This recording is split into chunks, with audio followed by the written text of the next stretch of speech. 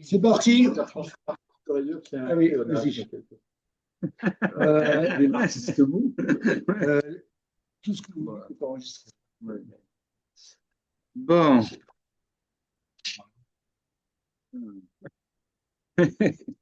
Quelle surprise. Bon. Alors, pour mes papiers, voilà. Bon, on était à la page 30. Démarrez pas, vous enregistrez. Ok. Bon, allez, bonsoir à toutes, à tous, pour ce dernier cours du cycle sur la démocratie qui ne porte pas sur la démocratie, puisque on a deux cours sur Bergson. En fait, bon, c'est vrai qu'aujourd'hui, on parle plus tellement de Bergson. Il est un peu passé de mode, comme on dit, mais en fait, il revient. Quelque part, voilà, il était tellement démodé qu'il a fini par revenir. Hein.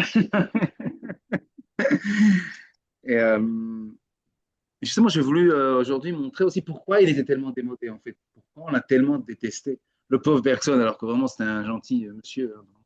Donc, pas un gentil monsieur. Il a fait du mal à personne. Bergson. Et donc, bon, moi, je me concentre sur le premier livre que vous montrez là, puisque vous êtes là, voilà. Essai sur les données immédiates de la conscience. Déjà, c'est un titre assez long. Essai sur les données immédiates de la conscience. Ah, mais tu veux pas me mettre, parce que je suis un peu. Merde. Salut Patrick. Ça va? Bonsoir, Patrick. Ça Ça va? Voilà. Bonsoir. Voilà. Donc, Bergson a écrit un certain nombre d'ouvrages. On n'a pas le temps, évidemment, d'aborder tous les ouvrages. Je voudrais quand même présenter un autre livre qui est son dernier. Enfin, en tout cas, le présenter, en tout cas, très brièvement. Les deux sources de la morale et de la religion. C'est son grand livre de morale. C'est des années 1932. C'est peut-être d'ailleurs son meilleur livre. En fait, il a toujours dit pendant des dizaines d'années, je vais écrire un livre de morale, je vais écrire un livre de morale. On a attendu, et puis finalement, il a fini par l'écrire. Il avait quasiment plus de 70 ans. Euh, et ce qui est intéressant dans ce livre-là, c'est d'abord c'est qu'il prend en compte les apports de la sociologie, notamment Durkheim, Max Weber et Lévi-Brühl, enfin d'autres, Marcel Mauss. Bon. C'était très important à son époque. Enfin, c'était des contemporains de Bergson. Et il a, comme souvent, il a une espèce d'opposition. Mais ça, c'est d'ailleurs inhérent à la philosophie. Il y a toujours des dualismes comme ça. L'esprit humain pense en termes, dans un schéma binaire, souvent. C'est vrai quasiment de tous les philosophes. Et Bergson va opposer ce qu'il appelle la morale ouverte à la morale fermée, la morale close. La morale close, en fait, c'est ce qui est un peu dur pour nous, c'est que la morale close, c'est un peu le judaïsme, et la morale ouverte, c'est le christianisme. Bergson était finalement plus proche se sentait juif, mais bon, juif complètement assimilé, et plus proche du catholicisme et du christianisme en général, et du mysticisme, ce qui est le mysticisme, que du judaïsme. Alors, il y a un grand nombre de pages, d'ailleurs, sur le judaïsme, sur la justice des prophètes. C'est bien, mais quand même, l'amour, c'est autre chose, c'est au-delà, et c'est un progrès. Bon, on pourrait étudier juste ce livre-là, mais une autre occasion peut-être, c'est intéressant. Et en tout cas, ce que je voudrais montrer aujourd'hui, c'est aussi une critique de Bergson par la jeune génération de l'époque, des années 20, et justement montrer pourquoi il a été tellement récusé, assez violemment d'ailleurs, par cette jeune génération qui était marxiste, qui avait lu Freud, et qui s'est élevée contre lui au nom justement du marxisme et du freudisme, parce que c'était aussi un psychologue, Politzer. Et de la psychanalyse, en disant que finalement Bergson était complètement passé à côté de la réalité. Enfin, il voulait faire du concret, il disait oui, oui, je suis dans le concret, je suis dans le concret, mais en fait, il avait manqué le concret. C'était ça, on va voir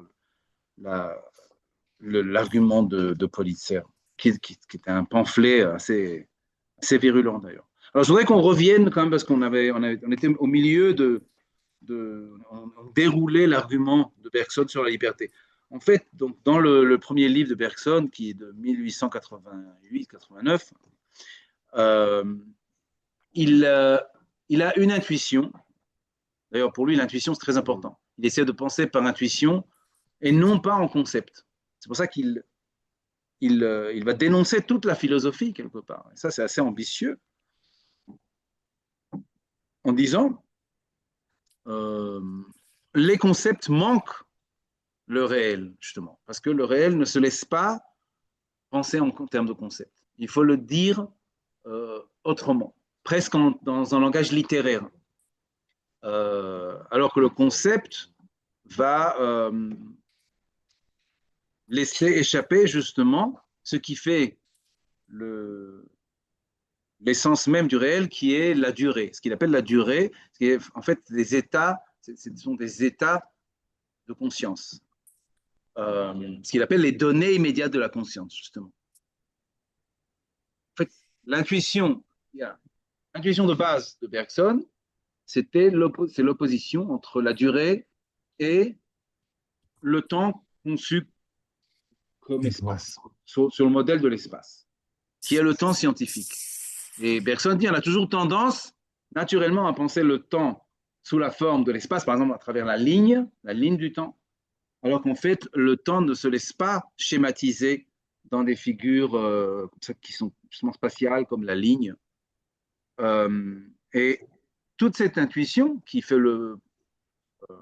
l'objet de la première partie du livre, va déboucher sur une thèse, et ce qui est plus intéressant pour moi dans ce livre, c'est une thèse sur la liberté, où il va renouveler le problème de la liberté en philosophie, en disant que justement le problème de la liberté est mal posé, parce qu'il est posé en termes d'espace, en termes de temps conçu sur le modèle de l'espace.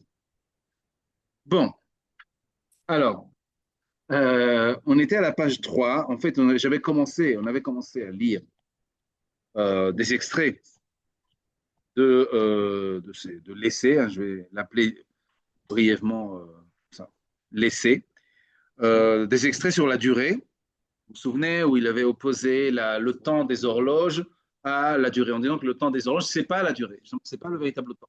C'est un temps qui est une suite de simultanéité, mais justement qui laisse échapper ce qui est les intervalles entre les deux aiguilles de l'horloge, entre les temps de l'horloge.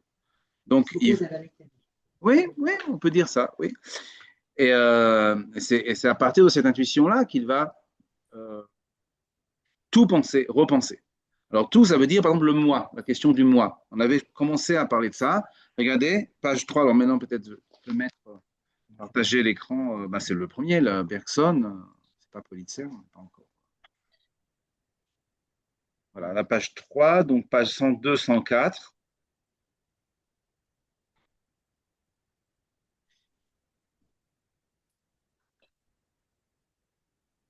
D'accord, vous avez les pages 3. Non, c'est le président. Oui, c'est ça. Non, mais non. Mais oui, mais.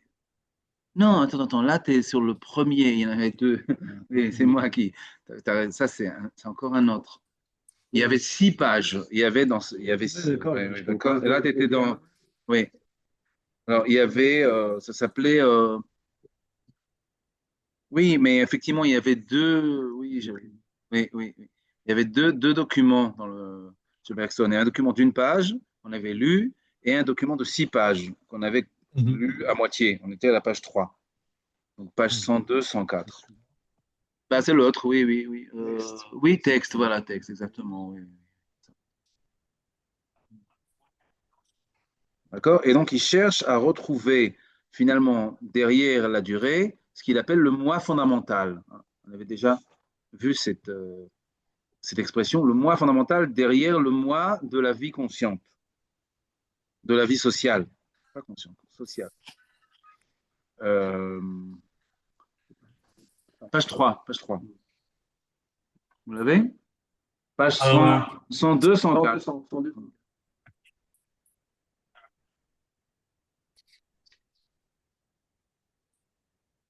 Son problème là. C'est pas ça, hein. Ah, si, c'est bon. Ça, oui, voilà, c'est bon. Voilà, page 3, oui. On est page 3. Voilà.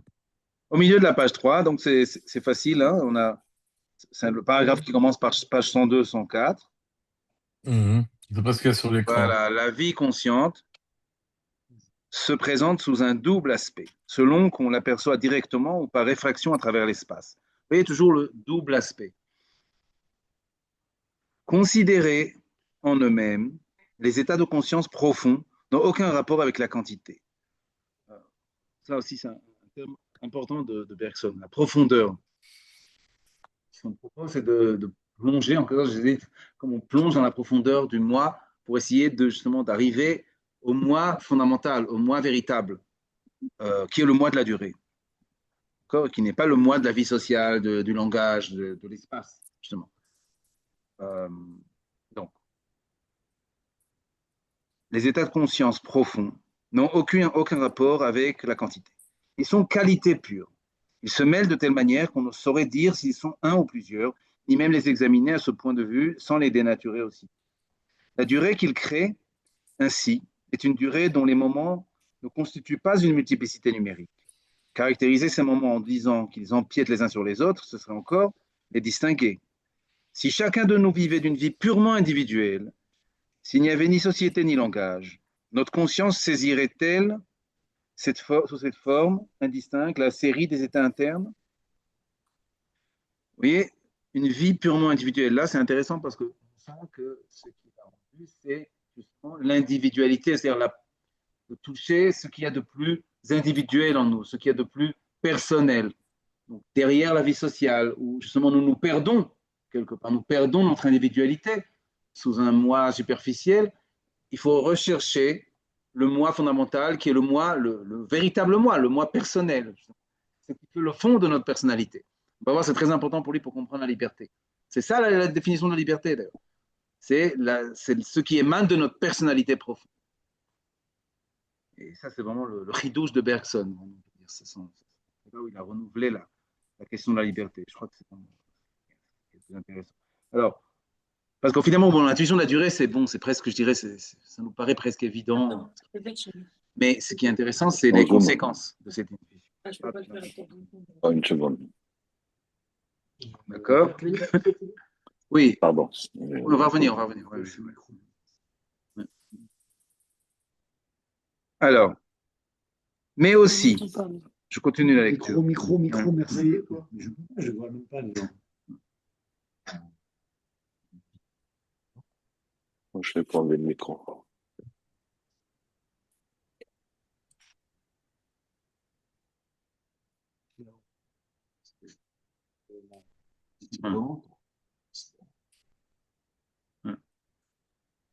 Vous m'entendez?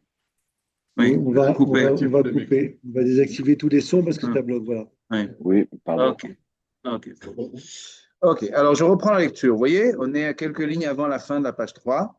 Mais aussi, remarquons-nous, l'intuition de l'espace homogène est déjà un acheminement à la vie sociale. L'animal ne se représente probablement pas, comme nous, en outre de ses sensations, un monde extérieur bien distinct de lui, qui soit la propriété commune de tous les êtres conscients. La tendance en vertu de laquelle nous nous figurons nettement cette extériorité des choses et cette homogénéité de leur milieu est la même qui nous porte à vivre en commun et à parler. Et à mesure que se réalisent plus complètement les conditions de la vie sociale, à mesure aussi s'accentue davantage le courant qui emporte nos états de conscience du dedans au dehors. Petit à petit, ces états se transforment en objets ou en choses. Ils ne se détachent pas seulement les uns des autres, mais encore de nous. Nous ne les apercevons plus alors que dans le milieu homogène où nous en avons figé l'image, et à travers le mot qui leur prête sa banale coloration. Ainsi se forme un second moi qui recouvre le premier, un moi dont l'existence a des moments distincts, dont les états se détachent les uns des autres et s'expriment sans peine par des mots, et qu'on ne nous reproche pas ici de dédoubler la personne, d'y introduire sous une autre forme la multiplicité numérique que nous en avions exclu d'abord. C'est le même moi qui aperçoit des états distincts et qui, fixant ensuite davantage son attention, verra ces états se fondre entre eux, comme des aiguilles de neige au contact prolongé de la main.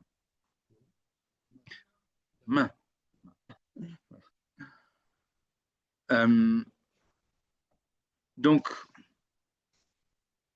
pourquoi il parle ici? Encore une fois, des deux mois. qui sont au fond le même, mais à 2 degrés différents. C'est-à-dire, le moi social, c'est toujours le moi superficiel, c'est le moi du langage. Et c'est assez étonnant parce que finalement, il y a une espèce d'accusation du langage, de critique du langage, alors que lui-même utilise le langage. Mais il utilise un langage, vous voyez, qui est différent, qui n'est pas le langage conceptuel. D'ailleurs, on a voulu voir en personne, enfin, un grand écrivain, quelqu'un qui était capable effectivement de rendre toutes les subtilités de la pensée à travers son langage, qui n'est pas vraiment conceptuel. C'est vrai que ce n'est pas un langage typique de la philosophie. Il est plus... Il fait... Oui, personne. Oui, il accuse le langage de figer les états de conscience en choses, justement, en mots, quelque chose qui n'est pas mouvant, parce que lui, il cherche toujours la dynamique, le mouvement. Alors, justement, c'est vrai, c'est toute la question, d'ailleurs, on m'y reprochait, on m'a dit, mais toi aussi, tu t'exprimes par le langage. Mais ce n'est pas le langage conceptuel. Son langage, oui, voilà, on dit que finalement, il écrit quelque chose. Oui, il y a quelque chose de très, oui, de presque poétique dans. Oui. Oui, c'est-à-dire il essaie de. C'est pour ça que finalement, l'accomplissement de Bergson, c'est la littérature. C'est Proust, je dirais. Oui. Quand Proust, justement, revient sur toute son enfance et essaie de trouver les mots qui rendent ses états de conscience, ses souvenirs, ça, c'est bergsonien. Proust s'est défendu. Hein? Proust s'est défendu d'être bergsonien aussi. Oui, mais bon, mais non, mais c'est complètement bergsonien. C'est complètement bergsonien.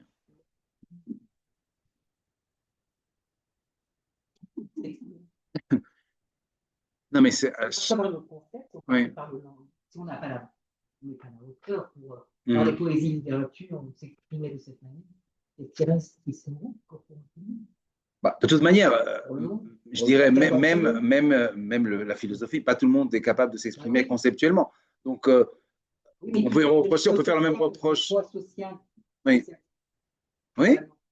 mais personne ne nous demande de nous arracher à ce moi social. Parce que finalement, ce moi, il est superficiel, il ne nous révèle pas notre véritable moi, il nous le cache, il nous le masque. Donc, en fait, il faut se détacher de ce moi pour essayer de retrouver quelque chose de plus profond.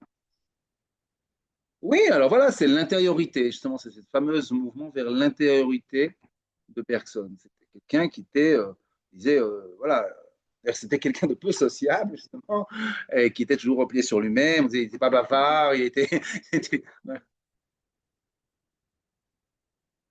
Si, c'est une démarche philosophique au sens où on se cherche soi-même, on cherche son véritable moi. Oui, mais c'est à chacun de trouver son moi. Il ne parle pas de vérité ici, d'ailleurs, il parle de moi. Si, la recherche de sa vérité, de son moi, de sa... On peut dire que c'est presque existentialiste, avant la lettre, c'est-à-dire c'est une recherche d'authenticité. C'est-à-dire la philosophie nous demande, d'abord depuis Socrate, de nous arracher à la foule et de réfléchir par nous-mêmes. Donc, quelque part, il retrouve ça, sauf qu'il dit, c'est quelque chose de très individuel. C'est à chacun de faire cette démarche par lui-même et de retrouver ainsi son véritable moi. Alors, on va voir, enfin, non, justement, la psychanalyse, c'est complètement... D'abord, il écrit ça en 1888, quand même, hein. Donc c'est avant même les grandes découvertes de Freud, mais il est complètement contemporain de Freud, et il écrit d'ailleurs un livre qui s'appelle Matière et Mémoire, donc il y a vraiment des analogies, mais jamais il ne parle d'inconscient. Il n'y a pas de coupure, on m'avait posé la question là. Il n'y a pas de coupure chez Bergson entre le conscient et l'inconscient. Voilà, il y a une ligne comme ça qui nous mène directement vers le moi. Oui.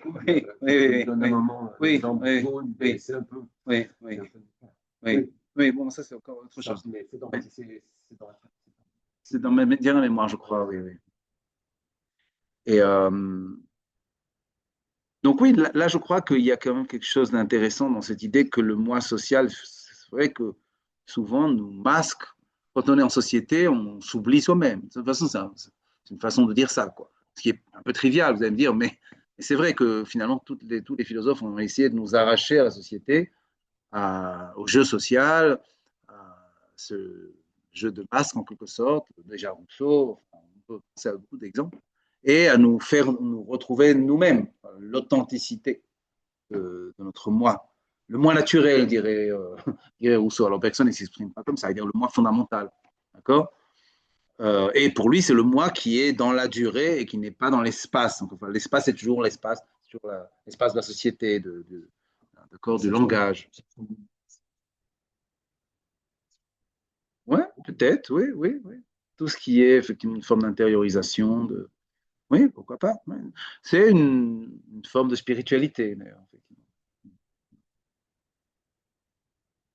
D'accord? Alors, j'en viens maintenant à sa thèse sur la liberté. Je suis à la page 4. Je pense que c'est l'objet de la troisième partie de ce livre. Page 124. C'est déjà la troisième partie. Oui. Oui. De l'organisation des états de conscience à la liberté, chapitre. Alors, c'est donc une psychologie grossière, dupe du langage, que celle qui nous montre l'âme déterminée par une sympathie, une aversion ou une haine, comme par autant de forces qui pèsent sur elle. Ces sentiments, pourvu qu'ils aient atteint une profondeur suffisante, représentent chacun l'âme entière, en ce sens que tout le contenu de l'âme se reflète en chacun d'eux. Dire que l'âme se détermine sous l'influence de l'un quelconque de ses sentiments, c'est donc reconnaître qu'elle se détermine elle-même. L'associationniste réduit le moi à un agrégat de faits, de conscience, sensations, sentiments et idées. Mais s'il ne voit dans ces divers états rien de plus que ce que leur nom exprime, s'il n'en retient que l'aspect impersonnel, il pourra les juxtaposer indéfiniment sans obtenir autre chose qu'un moi fantôme, l'ombre du moi se projetant dans l'espace. Que si, au contraire, il prend ces états psychologiques avec la coloration particulière qu'ils revêtent chez une personne déterminée, et qu'il revient à chacun du reflet de tous les autres, alors point n'est besoin d'associer plusieurs faits de conscience pour reconstituer la personne. Elle est tout entière dans un seul d'entre eux, pourvu qu'on sache le choisir. Et la manifestation extérieure de cet état interne sera précisément ce qu'on appelle un acte libre, puisque le moi seul en aura été l'auteur, puisqu'elle exprimera le moi tout entier. En ce sens, la liberté ne présente pas le caractère absolu que le spiritualisme lui prête quelquefois. Elle admet des degrés, car il s'en faut. Oui, il y a eu un petit. Oui, c'est l'ordinateur, c'est qui corrige. Oui, oui. Elle admet des degrés, car ils sont faux que tous les états de conscience viennent se mêler à leurs congénères comme des gouttes de pluie à l'eau d'un étang. Vous voyez toujours ces images. Le moi, en tant qu'il perçoit un espace homogène, présente une certaine surface, et sur cette surface pourront se former et flotter des végétations indépendantes. Ainsi, une suggestion reçue dans l'état d'hypnotisme ne s'incorpore pas à la masse des faits de conscience, mais douée d'une vitalité propre, elle se substituera à la personne même quand son heure aura sonné. Une colère violente soulevée par quelques circonstances accidentelles, un vice héréditaire émergeant tout à coup des profondeurs obscures de l'organisme à la surface de la connaissance, agiront à peu près comme une suggestion hypnotique. À côté de ces termes indépendants, on trouverait des séries plus complexes dont les éléments se pénètrent bien les uns les autres, mais qui n'arrivent jamais à se fondre parfaitement elles-mêmes dans la masse compacte du moi. Tel est cet ensemble de sentiments et d'idées qui nous viennent d'une éducation mal comprise, celle qui s'adresse à la mémoire plutôt qu'au jugement. Il se forme ici, au sein même du moi fondamental, un moi parasite qui empiétera continuellement sur l'autre. Beaucoup vivent ainsi et meurent sans avoir connu la vraie liberté. Mais la suggestion deviendrait persuasion si le moi tout entier se l'assimilait. La passion, même soudaine, ne présenterait plus un caractère fatal s'il s'y reflétait, ainsi que dans l'indignation d'Alceste, toute l'histoire de la personne. Et l'éducation la plus autoritaire ne retrancherait rien de notre liberté si elle nous communiquait seulement des idées et des sentiments capables d'imprégner l'âme entière. C'est de l'âme entière, en effet, que la décision libre émane. Et l'acte sera d'autant plus libre que la série dynamique à laquelle il se rattache tendra davantage à s'identifier avec le moi fondamental. Ainsi entendu, les actes libres sont rares, même de la part de ceux qui ont le plus coutume de s'observer eux-mêmes et de raisonner sur ce qu'ils font. Bon, désolé, c'est un peu long. Difficile de l'arrêter dans son élan. Donc, vous voyez, en fait, il est en train maintenant de présenter sa thèse sur la liberté. Et de nous dire quoi, en fait? Qu'est-ce qu'il dit? Oui, plus je suis moi, plus je suis libre. Et qu'est-ce que ça veut dire que je suis moi? C'est-à-dire que je plonge encore une fois dans le fond. Oui, mais encore une fois, maintenant, la durée, à la rigueur, c'est même pas ça qui compte. Vous voyez que d'ailleurs, il a même pas utilisé le mot durée. Finalement, la durée était un moyen. C'est pas le but de Bergson. C'est pas ce qu'il cherche, c'est la liberté. Qu'est-ce que c'est la liberté? C'est l'acte qui vient du fond de l'âme, ce qu'il appelle l'âme entière, ou la personnalité. Plus tard, il parlera, voyez, prochain extrait, de la personnalité. C'est-à-dire, si on se dépouille de tout ce qui fait voilà, les bruits extérieurs, de surface, la société, toutes les influences, eh bien, oui, voilà, on pourrait dire ça. À ce moment-là, on sera libre. C'est-à-dire, on agira uniquement par nous-mêmes et non pas par des causes extérieures. Et là, ça nous rappelle, nous qui avons étudié, ça nous rappelle qui? Spinoza, exactement, exactement. Oui, oui. En fait, il est beaucoup plus proche de Spinoza qu'on pourrait le penser. Là, en fait, sans le citer, ce qui est beau, c'est qu'il propose, il le dit autrement que Spinoza. Il arrive à la conclusion inverse de Spinoza. Que pour Spinoza, on n'est pas libre. On est déterminé par des causes. Mais si on est libre, justement. Bien Non, sûr. Il a suivi, Voilà, mais il pas, n'était pas là. T'étais pas là. j'étais pas là, mais de ce que je sais, on n'est pas libre. On doit, si on Voilà. comprend les choses, c'est une forme de liberté, mais en fin de cause, on subit les causes. On n'est Alors pas que là, libre il au est en sens train de se Descartes, on n'est pas libérer. libre comme la liberté du libre arbitre. Mais on est libre justement parce qu'on obéit à notre propre nature. On obéit à nos causes internes. Oui, mais il y a des causes extérieures aussi qui ont des influences, alors que lui, il s'écarte complètement des causes intérieures. Il revient, c'est l'esprit qui revient vers lui-même, donc il est vraiment libre parce qu'il se libère complètement de tout ce qu'il y a comme influence extérieure. Donc Oui, c'est sa personnalité tout entière qui va se libérer, et son oui, acte va vraiment être libre, oui. plus que chez Spinoza. Non, chez Spinoza, finalement, on retrouve la même idée. Le moi libre, l'homme libre, c'est celui qui agit uniquement par la nécessité de sa nature, de sa propre nature. Alors, ça peut paraître paradoxal, c'est la nécessité, mais c'est une nécessité interne et non pas externe. Ce n'est pas une nécessité comme la feuille qui vole au gré du vent, justement, qui n'a aucune autonomie. Là, j'ai une autonomie interne. C'est une nécessité, effectivement, parce que je comprends quelle est ma propre nature. Moi, je suis pas sûr. Et en fait, Bergson retrouve cette idée-là. Non, justement, on n'a pas le choix. Il a l'air d'être plus libre. Oui, mais Spinoza dit que finalement, le libre choix, c'est une illusion.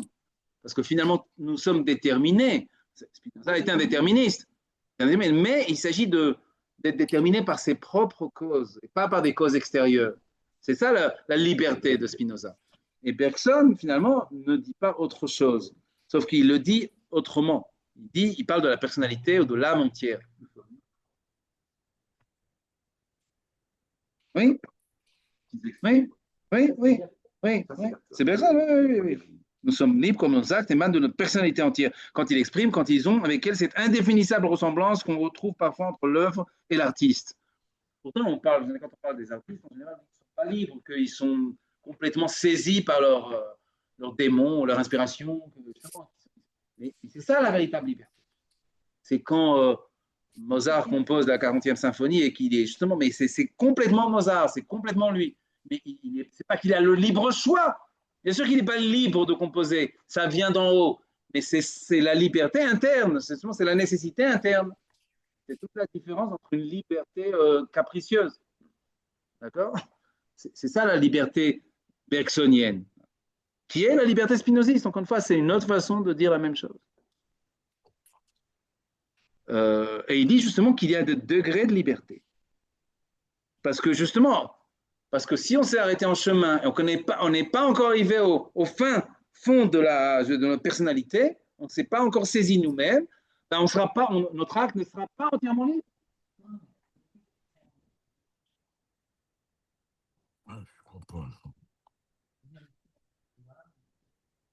Oui, on écrit.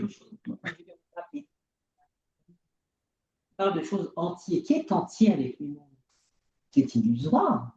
Mais quand un artiste, il donne cet exemple de l'artiste, je pense que c'est quand l'artiste lui-même Bah, quand un artiste écrit un roman ou compose une symphonie ou peint, il est entier avec lui-même, non?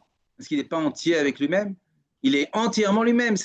Quand il sent qu'il ne pouvait pas faire autre chose, oui, quand on n'est pas artiste. Même quand on fait un choix, on se dit on ne pouvait pas faire autrement. C'était le. Non, d'accord. Non, mais c'est quelque chose de simple. Non, il y a des choix qu'on fait avec lesquels on peut être entier, parfaitement entier avec nous-mêmes. Hein? En un mot, si l'on convient d'appeler libre tout acte qui émane du moi, c'est la fin toute fin qui émane du moi, et du moi seulement, l'acte qui porte la marque de notre personne est véritablement libre, car notre moi seul en revendiquera la paternité. Voilà. C'est un peu ça qu'on oui. met. Les gens croient que la liberté, c'est oui, bon, on a des pâtes et du riz, qu'est-ce qu'on choisit? Mais c'est pas ça la liberté, ça c'est la liberté pour les enfants de 10 ans. Ça, c'est infantin. C'est pas ça.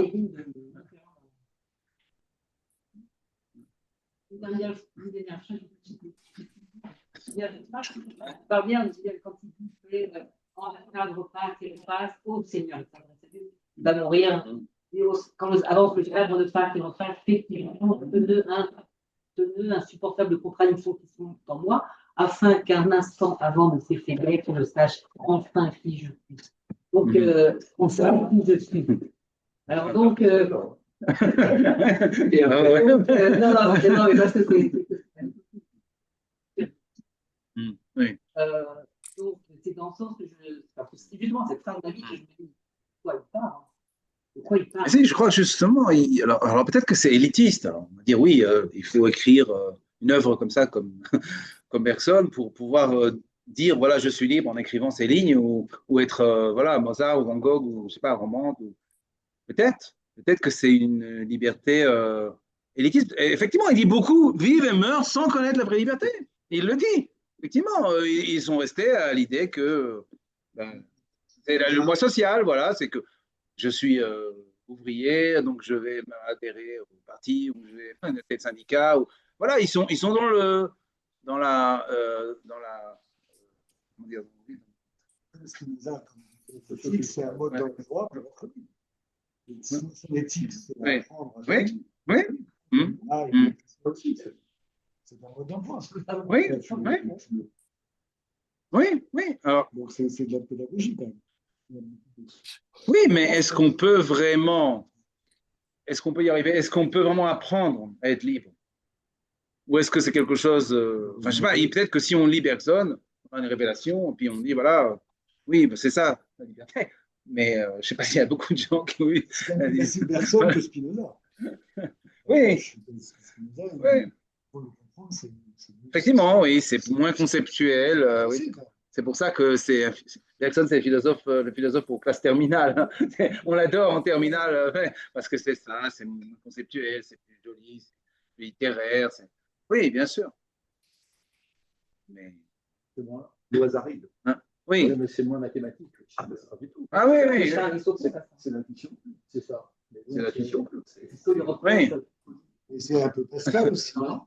Non, Dans l'intuition. non, c'est pas ce que le reproche Pulitzer. Il ne reproche pas d'être pas. Oui, non, mais on va voir. Là, le reproche de Pulitzer, c'est encore autre chose. Non, il dit non. Je dirais pas ça, non. Non, c'est encore autre chose, Pulitzer. Oui, oui, oui. Oui.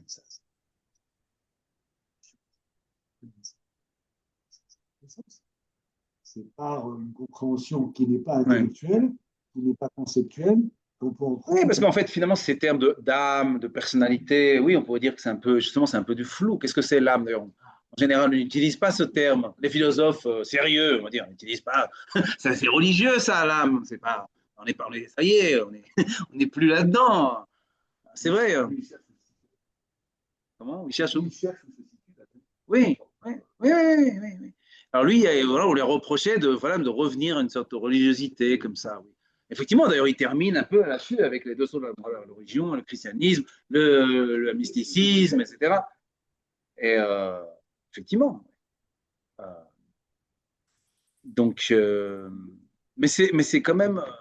Je pense que il le dit mieux que Spinoza, presque, je dirais. C'est-à-dire, effectivement, Spinoza, il dit la chose, mais Bergson, il arrive à le dire de manière plus sensible, presque, je dirais, sensible au cœur, justement. Alors que Spinoza, c'est vraiment, effectivement, c'est plus intellectuel, plus conceptuel.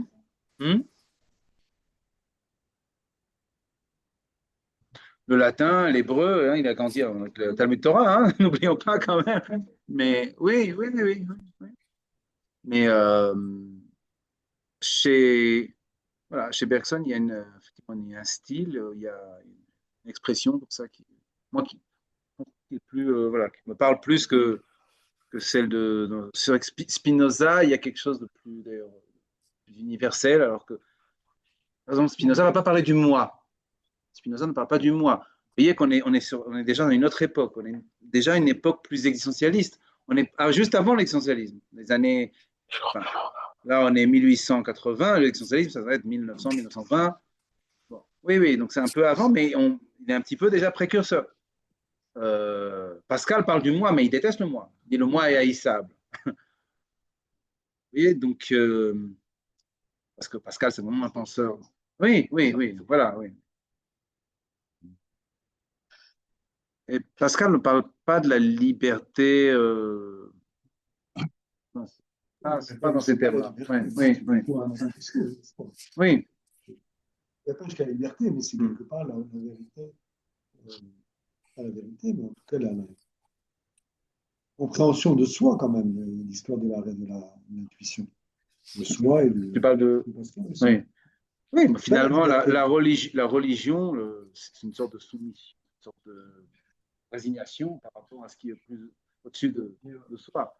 Bon, ouais. Moi, je suis pas, si je peux dire quelque chose, je suis pas convaincu par ton explication pour moi, Spinoza, la véritable liberté n'existe pas parce que pour Spinoza, ce sera plutôt, on est toujours influencé par des phénomènes extérieurs et on connaît pas les raisons pour lesquelles c'est une illusion la liberté chez Spinoza.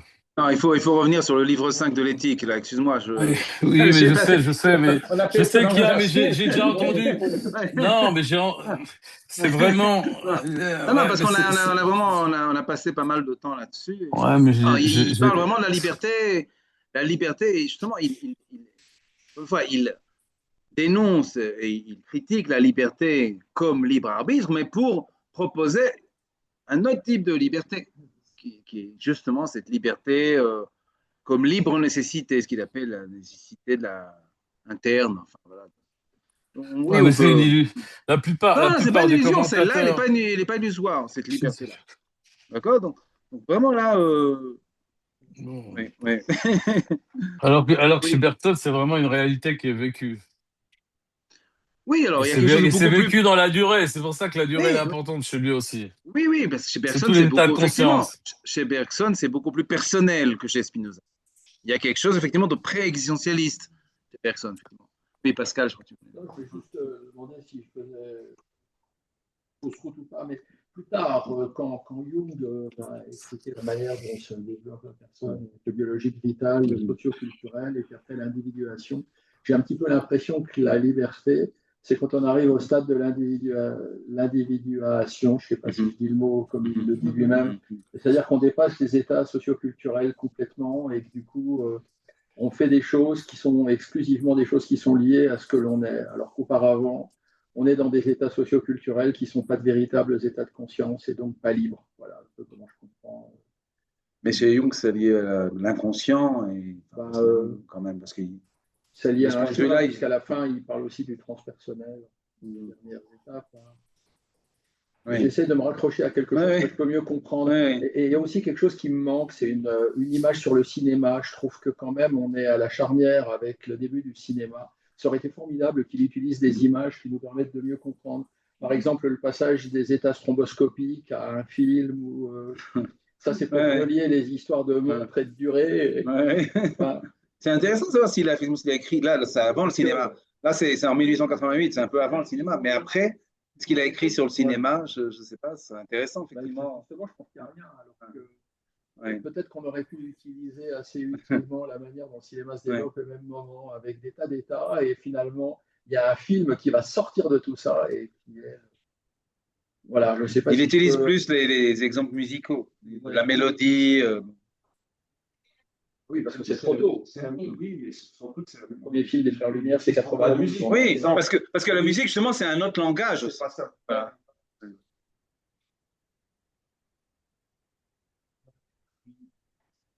Et en fait, la musique, c'est chaque note est liée à la précédente et même à la Oui. suivante par la musique. C'est, je pense, là qui fait bien. Oui. Moi, j'avais été frappé par cet exemple entre la différence entre effectivement le temps mécanique, comme la note finalement, et une division de la mesure, etc. Et puis la personne qui l'écoute, qui fait un tout. Comme pour lui, je pense que le temps pur, c'est c'est quelque chose qui est très, très personnel pour lui.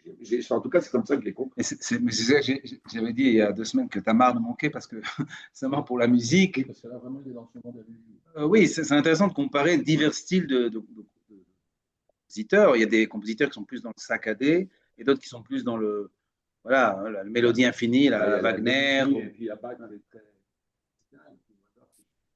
Oui, oui. Et puis voilà. Non, mais même au niveau de la. Oui, voilà, il y a plus de. Il y a le rythme et la mélodie, mais même dans la mélodie, il y a des choses comme plus saccadées, plus. Voilà, d'accord. Voilà. J'ai une question. Est-ce que c'est bergsonien d'approche de dire que ton côté un peu asocial, justement, est une protection contre la non-liberté? C'est-à-dire que s'il t'associait de trop près à tout un tas de gens, il perdrait probablement sa liberté en étant obligé de lutter contre les aspects socioculturels de toutes les rencontres, etc. Il y a quelque chose d'un peu compliqué dans ce voyage. Ce qui est intéressant, et c'est là où ça va m'amener en politique, c'est que la seule fois où il s'est engagé, c'était au moment de la Première Guerre mondiale. Là, il est devenu un nationaliste fervent. Il était même allé aux États-Unis pour convaincre, c'était Wilson, je crois, de rentrer en guerre avec la France, etc.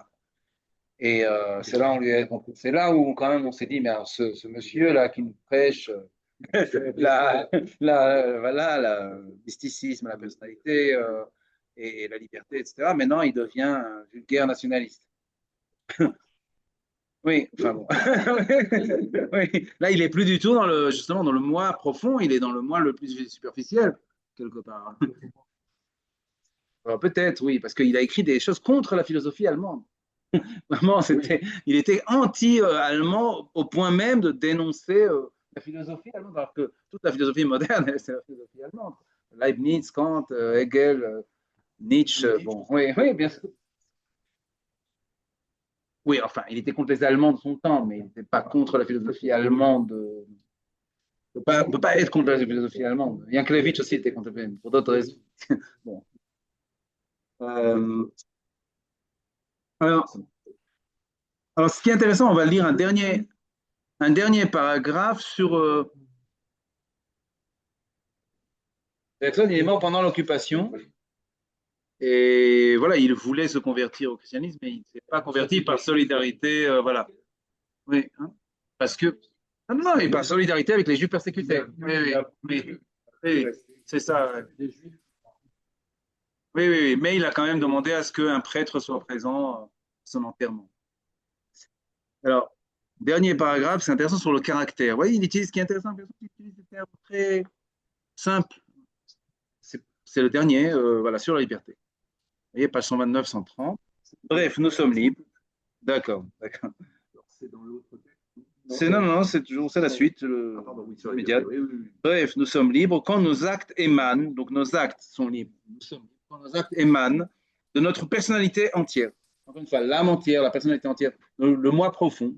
Il utilise tous ces termes c'est des synonymes. Quand ils l'expriment, ils expriment notre personnalité entière. Quand ils ont avec elle cette indéfinissable ressemblance qu'on trouve parfois entre l'œuvre et l'artiste. En vain, on alléguera que nous cédons alors à l'influence toute puissante de notre caractère. Notre caractère, c'est encore nous. Et parce qu'on ne sait plus à scinder la personne en 2 parties, pour considérer tour à tour, par un effort d'abstraction, le moi qui sent ou pense et le moi qui agit, il y aurait quelque puérilité à conclure que l'un des 2 moi pèse sur l'autre. Le même reproche s'adresse à ceux qui demanderont si nous sommes libres de modifier notre caractère. Certes, mon caractère se modifie insensiblement tous les jours, et notre liberté en souffrirait si ces acquisitions nouvelles venait se greffer sur notre moi et non se fondre en lui. Mais dès que cette fusion aura lieu, on devra dire que le changement survenu dans notre caractère est bien nôtre et que nous nous le sommes appropriés. En un mot, si l'on convient d'appeler libre tout acte qui émane du moi, et du moi seulement, l'acte qui porte la marque de notre personne est véritablement libre, car notre moi seul en revendiquera la paternité. Donc, vous voyez, en fait, finalement, c'est quoi le caractère? Le caractère, c'est nous. Ça n'a pas de sens de parler de caractère qui nous détermine, parce que finalement, c'est la même chose. Nous sommes notre caractère. En fait, l'idée, c'est comment faire fusionner en nous tous les états de conscience.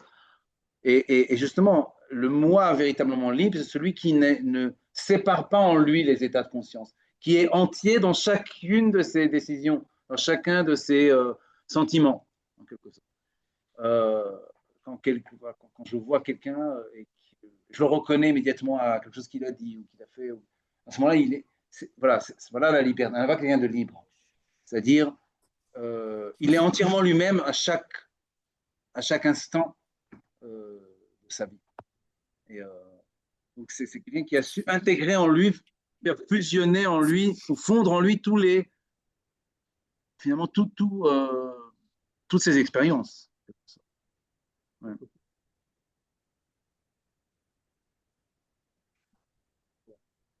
Oui, non, mais il est. Effectivement, il y a toujours chez Bergson. Oui, le social est un obstacle pour, quelque part, pour arriver à moi-même. C'est-à-dire que c'est un obstacle, il m'empêche d'arriver à moi-même. Oui, mais finalement, dans son dernier livre, peut-être qu'il surmonte un petit peu ça en parlant quand même d'une société ouverte. Il ne dénonce pas entièrement toute société. Enfin, c'est vrai qu'il termine sur le mysticisme quand même. Bon, c'est pas très social. Oui. Ah non, c'est clairement, il est clairement plus proche du christianisme que du judaïsme. Oui. D'ailleurs, même dans le dernier livre, il dit que la morale close, c'est la morale uniquement fermée sur soi, la société juive qui serait plus fermée sur elle-même, alors que le catholicisme est ouvert, ou le christianisme est ouvert sur le monde. C'est vrai qu'il est plus immédiatement universaliste. Bon. Il connaissait rien au judaïsme. Non, il connaissait pas grand-chose. Non, c'était un mystique, il savait pas que chez les juifs, la mystique, elle existe aussi. Sinon, il serait peut-être resté juif. Il apprenait la mystique chrétienne, il savait pas que ça existait chez les juifs. Sinon, je ne sais pas si vous avez vu, il y a Uri Cherki, le Rav Cherki, vous connaissez sans doute, qui vit ici à Jérusalem. Il a essayé de dire que Bergson était juif malgré lui, que toute son intuition de la durée, c'était très juif en fait. Bon, je ne sais pas, à un moment, il avait dit ça. Je ne sais pas, pourquoi pas. D'ailleurs, c'est vrai que effectivement, l'idée de temps, elle est très juive. C'est ce que disait Heschel, nous sommes les bâtisseurs du temps. Donc finalement, Bergson retrouvait l'univers juif malgré lui, sans le savoir, exactement.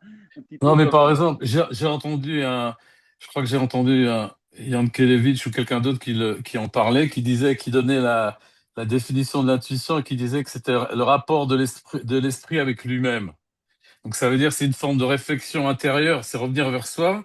Et ça, on pourrait définir à la limite, ça pourrait avoir une petite ressemblance à ce qu'on pourrait dire le roi HaKodesh, pas la voix, pas la prophétie, mais le roi HaKodesh, il y a quelque chose là-dedans. C'est pas rien que de dire que l'intuition, c'est le retour de l'esprit à soi-même. C'est en fait ça, parce que c'est là toute la différence entre la voix, c'est quelque chose d'extérieur, c'est Dieu qui parle à l'homme, ça il le laisse tomber. Mais si on considère que le roi HaKodesh c'est plutôt tout ce que l'homme a appris, et il se replonge à l'intérieur de soi-même, et ensuite il a une forme je sais pas moi, de supraconnaissance de ce qu'il faudrait, ce qu'il faut faire, ou de sa compréhension, ça pourrait être, ça a une certaine ressemblance avec Bergson.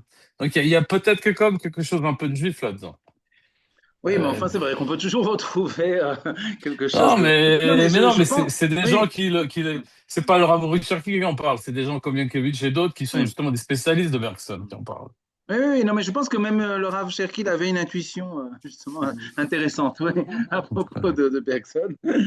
Mais c'est pas simplement pour retrouver, voilà, c'est ça, voilà, pour amener toutes ces brebis égarées, il y en a tellement. Alors, je voudrais qu'on regarde l'autre fichier, qu'on regarde en fait la critique de Politzer. Alors, j'étais surpris que quelqu'un connaisse Politzer, parce que Politzer n'est pas du tout connu. Donc, Sylvain, tu dis que toi, tu connaissais Politzer. Fut un temps Ouais. lointain. Ouais. Vous avez un prof Ouais. qui nous parlait beaucoup de marxisme d'ailleurs. qui nous parlait beaucoup de Oui, marxisme. oui, en général, Forcément. effectivement, oui. Alors, qui était Politzer, en fait? Georges Politzer, c'est intéressant parce que il est Juif aussi. oui, juif, mais justement, c'est pas du tout mentionné dans, dans cette édition. Il y a une édition de Jean-Jacques Pauvert, vous connaissez cette maison d'édition, qui est assez subversive, comme ça, il publie toujours des textes un peu, euh, soit, voilà, un peu iconoclastes. Alors, il y a une biographie, une chronologie sommaire de Georges Politzer où il dit 1903, naissance de Georges Politzer à Nagyvarad, Transylvanie, Autriche-Hongrie, le 3 mai. Il dit jamais, évidemment, ça c'est typiquement français, d'une famille juive, ça c'est toujours quelque chose qui passe sous silence. Bon, en fait, il venait d'une famille juive, sans doute assimilée, parce que, bon, je pense, je ne sais pas trop le détail, je ne connais pas, mais j'imagine. Et d'ailleurs, Politzer va étudier à Budapest. À l'époque, c'est juste en 20-21, il termine. On dit il achève ses études secondaires à Budapest. C'était déjà la Hongrie. Alors, du coup, c'était plus l'Autriche-Hongrie, après la Première Guerre. Mais il connaissait plusieurs langues et je pense qu'il connaissait le français. Parce qu'immédiatement après, en 1921, il arrive à Paris. Et c'est pas possible. Donc, il arrive, il a 18 ans. C'est pas possible d'apprendre le français si vite. Je n'arrive pas à croire qu'il ait pu apprendre le français. Et très vite, il écrit des livres de philosophie en français, alors qu'il arrive à 18 ans. Donc, je pense que, étant né en Roumanie, ou en confins de la Roumanie et de la Hongrie, il devait connaître le français. Parce que la Roumanie, en Roumanie, on connaissait bien le français. Euh, oui, ou alors je ne sais pas, mais il arrive à Paris et tout de suite, il rentre immédiatement à la Sorbonne. Il fait, vous voyez, 2 ans plus tard, juillet 23, licence de philosophie. C'est pas possible. On ne peut pas faire une licence de philosophie en 2 ans si on arrive à 18 ans en France. Lévinas aussi est arrivé à la même époque, même âge. Et lui, il a dit qu'il il a appris le français en lisant Corneille et Molière, comme ça. Et tout de suite, Lévinas. Et donc, il fait une licence de philosophie, et puis nommé professeur. Et puis, vous voyez, quelques années plus tard, en janvier 29, publication de la fin d'une parade philosophique, le bergsonisme, sous le pseudonyme de François Arouet. Alors, qui est François Arouet? C'est Voltaire. C'est le vrai nom de Voltaire. Alors, c'est quand même ce qu'on appelle la chutzpah. Il n'y a qu'un juif qui peut faire ça. Vous imaginez un petit juif de Hongrie qui débarque en France. C'est le plus grand philosophe français, considéré comme le plus grand philosophe de toute l'Europe, du monde même. Et lui, à l'âge de 26 ans, il a quel âge? 26 ans. Il écrit un livre, un pamphlet contre lui. Ah ouais, il faut le faire, quoi. Je veux dire, alors que. Bon, contre personne, oui, ouais. Mais alors, c'est violent. Entre-temps, il a publié une critique des fondements de la psychologie. Euh, bon. Et puis, très vite, il devient marxiste, en fait. Hein. On le voit déjà ici, il est complètement marxiste. Et il s'occupe de l'éphémère revue de psychologie concrète de 1930 à 1939, et surtout milite au sein du Parti communiste. Et la fin. Comment? Oui, Lefebvre, Gutermann, tout ça. D'ailleurs, début 1939, le groupe d'études matérialistes constitué autour de Paul Langevin et qui réunit les personnalités notamment de Marcel Prenant, Henri Vallon, Georges Cognot, décide sur l'initiative de Georges Politzer la création d'une revue du rationalisme moderne, La Pensée. Je crois qu'elle existe encore, c'est La Pensée, la revue du Parti communiste, il me semble, La Pensée. Et puis, lui est arrivé ce qui est arrivé à beaucoup de juifs, enfin, je vais dire, sa vie se termine tragiquement, puisque 1939, c'est la guerre. Tout de suite, il rentre dans la résistance. En 1940, il participe à la mise sur pied d'un réseau de résistance. Février 42, il est arrêté. 23 mai 42, il est fusillé au Mont-Valérien. Donc voilà, ça c'est aussi un héros de la résistance. Par ailleurs, en plus d'être un philosophe, c'est quelqu'un qui est vraiment comme Marc Bloch, comme Cavaillès, comme il y en a eu quelques-uns, des philosophes qui ont été résistants et qui ont été fusillés. Quelques autres aussi. Bon. En tout cas, donc il est mort très jeune, il est mort à 39 ans. Et Alors, pourquoi il est intéressant? Parce que, en fait, Politzer, dans les années 20, avec ce groupe, pas que lui, mais il est à la tête de ce groupe de jeunes philosophes, en fait, ce sont des jeunes gens en colère quelque part et qui s'en prennent à tous ces pontes. Bergson, mais pas seulement. Il y a aussi Braunschweig et Lalande, enfin d'autres profs de la Sorbonne. Et en fait, c'est une dénonciation de ce qu'on appelle l'idéalisme philosophique, et qui est aussi une forme de pensée réactionnaire. C'est-à-dire que derrière la pensée de Bergson, ce qu'il dénonce, c'est le conservatisme social.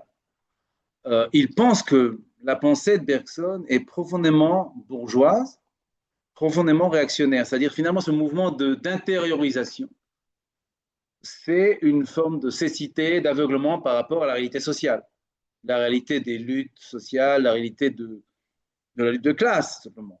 Et donc, cette critique de Bergson, elle est à la fois philosophique, il y a une critique, c'est pas tellement une critique du flou d'ailleurs, c'est plutôt une critique de ce qu'il appelle le concret. Il dit, est-ce que vraiment Bergson, qui parle au nom du concret, en disant oui, c'est moi, justement, je suis contre l'abstraction, je suis contre le concept, parce que c'est abstrait, est-ce que vraiment il arrive au concret? Est-ce que la durée, c'est le concret? Et Politzer va dire, il va essayer de montrer que la durée, c'est pas vraiment le concret, au contraire, ce qui est concret, c'est l'individu dans ce qu'il a de personnel, justement, et non pas dans ces moments comme ça de durée. Alors c'est vrai que là où il a un peu de mauvaise foi quand même, Politzer, c'est qu'il se braque complètement sur le concept de durée, alors que pour moi, c'est pas ce qui est l'essentiel chez Bergson. Bon, alors c'est vrai que, mais il y a vraiment une différence de génération. Politzer, lui, non seulement c'est pas seulement qu'il est marxiste, qu'il a lu Freud, c'est aussi une première forme d'existentialisme. Il parle d'ailleurs en termes d'existence. Et il se pose la question, qu'est-ce que c'est que l'existence humaine? Est-ce que l'existence peut être diluée dans ces espèces de moments comme ça, comme fait Bergson, qui parle de moments, moments psychologiques ou états de conscience? Est-ce qu'on peut vraiment diluer l'existence dans ces moments de la durée? Ou est-ce qu'au contraire, justement, pour trouver vraiment l'existence, il faut faire la synthèse de tous les moments que connaît une existence? Donc justement, le concept d'existence vient contre le concept de durée. Parce que l'existence, c'est une synthèse. Ce qui est concret, c'est pas simplement, c'est pas ces états psychologiques, c'est au contraire la synthèse des états psychologiques qui forment le tout de l'homme. Donc c'est d'abord une critique contre la prétention de Bergson d'atteindre au concret, en disant non, Bergson, justement, n'atteint pas au concret, au véritable concret. Regardez, bon, on va lire déjà, on va commencer à lire, on va essayer de comprendre. Donc il y a quelques passages de Politzer, je vais en lire d'autres aussi. Alors, vous voyez, la question est donc de savoir. Premier passage, page 30. La question est donc de savoir si une psychologie basée sur la qualité, la durée et en général sur le vécu peut être vraiment une psychologie concrète. C'est-à-dire si elle peut vraiment atteindre l'individu singulier. En ce qui concerne M. Bergson lui-même, il manifeste à l'égard des problèmes qui pourraient être posés par l'étude des individus singuliers le même mépris que tous les psychologues officiels. Et alors même qu'il lui arrive de prendre des faits individuels, il en tire, conformément à la tradition, des conclusions formelles. Conformément à la tradition, des conclusions formelles. Vous voyez, ce qui intéresse Politzer, c'est l'individu singulier. Ce n'est pas justement la décomposition de l'individu singulier en durée, en moment psychologique ou en état de conscience. Ce n'est pas ça la véritable concrétude pour Politzer.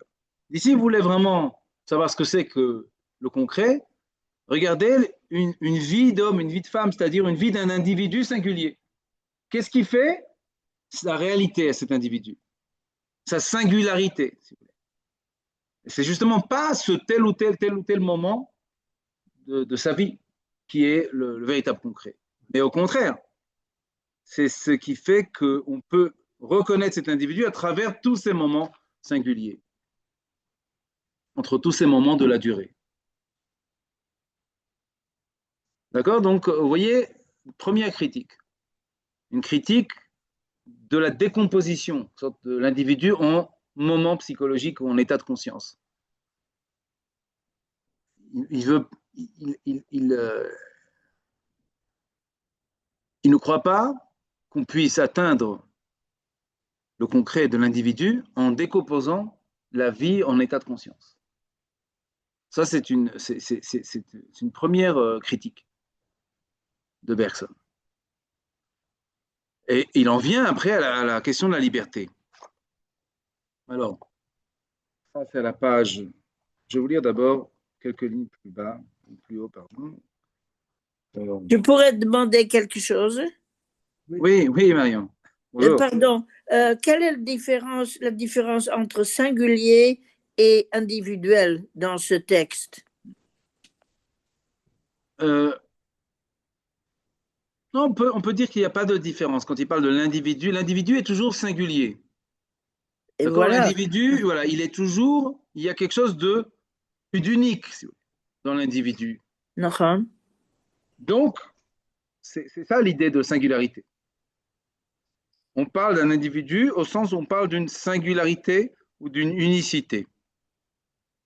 Okay. D'ailleurs, c'est même le sens, je crois, du latin indivis, ce qu'on ne peut pas séparer, c'est le noyau dur. Ah, voilà, c'est pour ça. Ok, merci. Alors, sur la liberté, Politzer commence à écrire chose suivante. Oui, je vois, vous l'avez pas ça, je vois le sens profond de la théorie bergsonienne de la liberté. Mais ce sens n'est pas humain, il est inhumain. Donc, si vous cherchez l'humain, vous ne trouvez pas ça chez Bergson. Justement, le fait de décomposer l'homme en moment ou en état de conscience, ce n'est pas ce qui fait l'humanité de l'homme. Justement, c'est le rendre inhumain, justement. C'est oublier son humanité. Ne pas la prendre en compte. Car faire de la liberté une affaire purement intérieure, une affaire du moi avec lui-même, est aussi abstrait que d'en faire une affaire entre l'homme et la nature. On a escamoté dans les deux cas la vie concrète de l'homme. Et Politzer souligne la vie concrète de l'homme.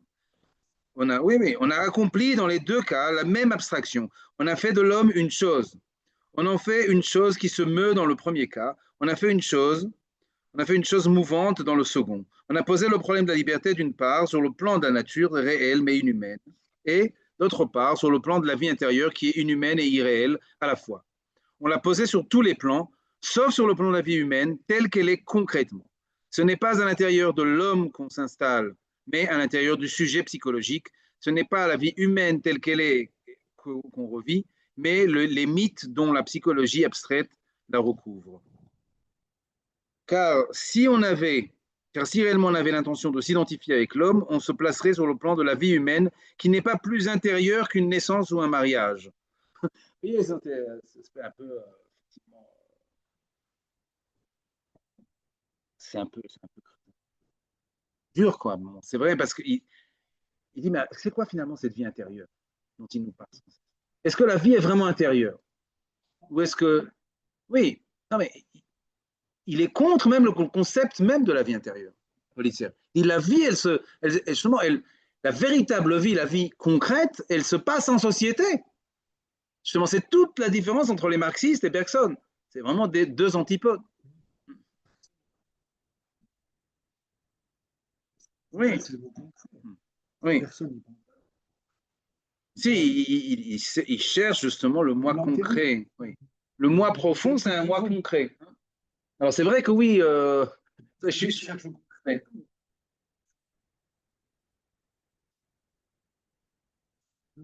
non, quand il parle de durée, il parle de durée concrète. Personne. Non, il parle de durée concrète. Justement, qu'on perd cette durée concrète quand on est dans l'espace, quand on se représente tout dans l'espace.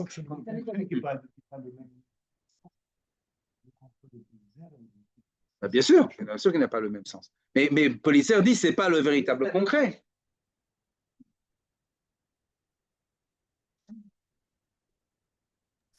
Ça veut dire qu'il pense qu'on n'existe que par l'autre? Attends, Patrick, 2 secondes. Je suis moi à chaque instant. Oui.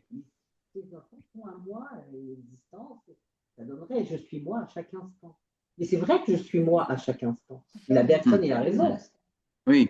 De dire que je suis moi à chaque instant. Je ne suis pas moi, je ne suis pas moi demain, je ne suis pas moi d'hier, je suis moi maintenant. Moi maintenant, mais avec tous ces petits mots. Mais Bergson, il est contre le maintenant, il est pour la durée, justement. Non, il est quand même. Il dirait surtout pas ça, il est contre la personne. Justement, l'idée de durée, c'est que justement, le moi, il est entier dans chacun de ces moments, de ces instants. Donc oui, mais il n'y a pas de. Mais justement, il ne décompose pas ces moments. Ces moments font partie d'un tout.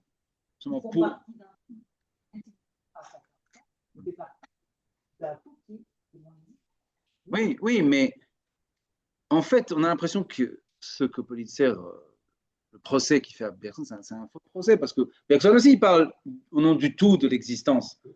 Mais ce n'est pas la même existence. Au fond, la question.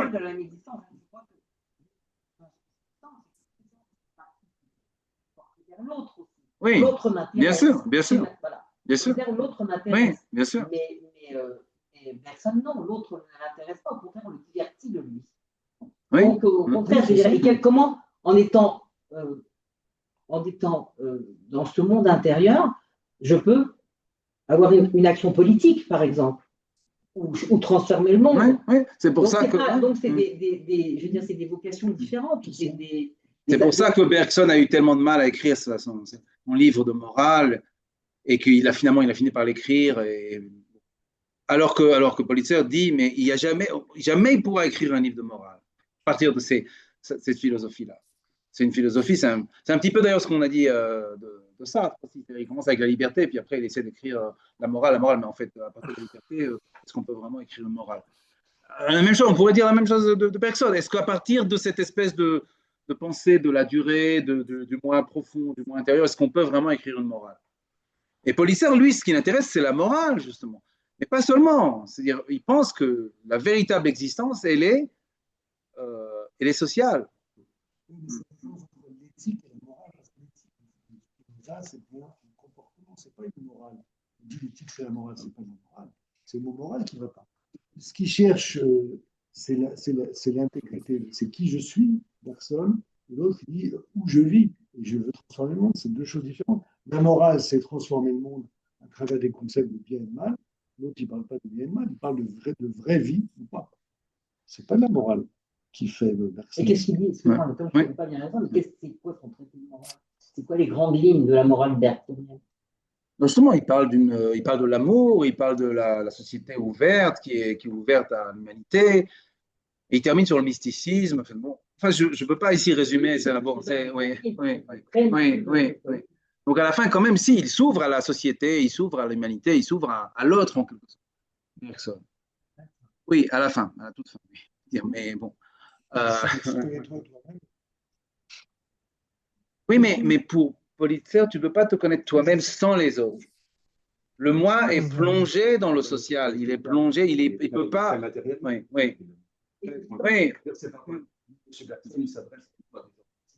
Oui, complètement d'ailleurs. Oui.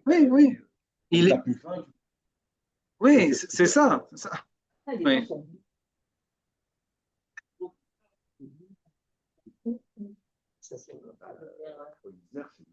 J'entends, mais l'autre pas dit.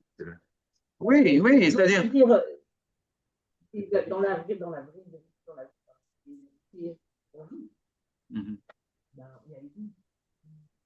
il y a les deux. Il y a les deux. Il y a un moment où on est dans l'action entier, et puis il y a le moment où on est dans l'action.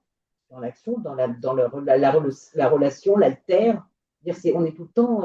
Mais le philosophe se pose la question, qu'est-ce qui précède? Qu'est-ce qui est à l'origine, au départ? Est-ce que vraiment le moi se trouve en se détachant du social, ou est-ce qu'il va se trouver avec les autres? Comme disait d'ailleurs Sartre, c'est la même chose. Je vais me retrouver moi-même sur la route avec les autres. Il y a un beau texte de Sartre là-dessus, on pourrait l'étudier d'ailleurs, c'est la suite de Politzer. Et il connaissait Politzer d'ailleurs. C'était à la même époque des années 30. Il disait, je me trouve moi-même avec les autres. Il était contre, c'est pour ça que Sartre a complètement justement séparé. Il y avait un rejet de Bergson, violent. disant, c'est pas en me plongeant en moi-même que je me retrouvais. Je ne veux pas me retrouver comme ça. Au contraire, c'est vraiment deux positions. Il y en a un qui veut se faire abstraction du monde et faire retour sur soi-même, et l'autre, Politzer. Oui, oui, oui, oui, oui. Mais est-ce que je vais me retrouver moi-même en me coupant de la société, en me plongeant en moi-même, en me coupant des autres, en quelque sorte? Ou est-ce qu'au contraire, je me trouvais moi-même avec les autres, sur la route, comme disait Sartre, dans le monde, homme parmi les hommes, chose parmi les choses. C'était une phrase de Sartre. C'est ça l'existence. L'existence, d'ailleurs, c'est quoi l'existence? Le terme, c'est exit. Existere, en latin, c'est sortir. C'est toute la différence avec Bergson. Bergson, c'est rentrer, et Sartre, c'est sortir. Il y en a un qui veut sans cesse rentrer, rentre en toi-même. L'autre qui dit non, sors de toi-même. Va vers l'autre. De manière, il n'y a rien à l'intérieur. C'est un tourbillon. Tu ne trouveras rien à l'intérieur. C'est ça l'idée de Husserl. Toute conscience est conscience de quelque chose. C'est-à-dire, quand tu cherches toi-même, tu vas vers le monde. Il y a une espèce de tourbillon qui te projette vers l'extérieur. Donc, en fait, c'est une illusion de croire que tu vas te retrouver toi-même à l'intérieur. Et en plus, chez Politzer, il y a cette dénonciation de la bourgeoisie, de la vie intérieure, de cette espèce de bourgeoisie calfeutrée en elle-même, dans son intérieur bourgeois. Enfin, il y a toute cette idée-là aussi, bien sûr, de gens, effectivement. Oui, oui, non. Non, bien sûr, bien sûr, bien sûr. Bien sûr. Non, et ce qui est intéressant, c'est que ce qui a fait basculer la génération, c'est la Première Guerre mondiale. C'est la violence, justement. C'est-à-dire que ce monde bourgeois a été complètement, il a été balayé, ouais, mais personne n'a rien compris. Il était déjà trop vieux, il ne pouvait pas recommencer à penser. Mais ces jeunes-là, comme Politzer ou Sartre, ils sont nés de cette expérience de la violence sociale, la violence de la guerre, etc. Oui. Oui. Il les a cristallisés. Oui, et puis la révolution russe, bien sûr. Cette individuation oui. posée au centre de l'histoire que ne voit précisément pas personne. Oui. Soudain, l'histoire prend tout son poids. Alors que pour personne, encore une fois, personne appartient à cette génération libérale pour qui l'histoire, c'était loin. Il y a peut-être encore des gens comme ça. Ici, en Israël, on a du mal, mais on est saisi par les événements. Mais c'est vrai qu'en France, on peut vivre dans le 16e comme ça. Il y a des gens qui doivent vivre comme ça, entre Auteuil et Passy, tranquille comme ça, leur livre ou leur... C'est un peu le problème de savoir s'il y a une philosophie de classe. Oui, alors, voilà, justement. Oui, voilà, Politzer, c'est un jeune comme ça, qui doit être une famille modeste. Vous voyez, ces jeunes qui venaient de...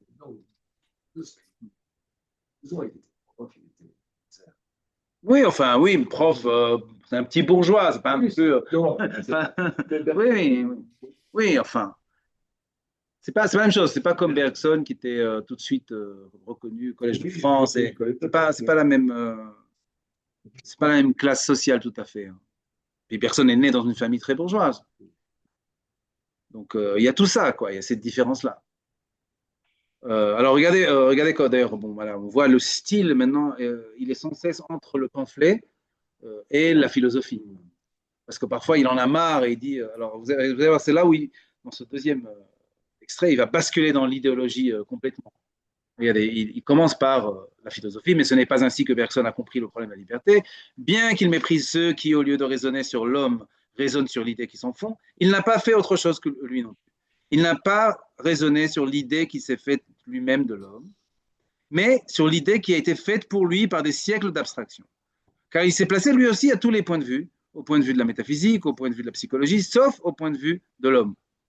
Et ce n'est pas pour l'homme qu'il veut établir la solution, la liberté, pardon, mais au sujet de l'homme.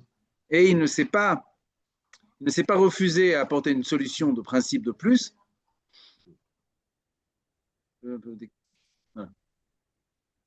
Il n'a pas compris que c'était là traiter l'homme en chose et prendre le principe du gouvernement pour une évidence philosophique.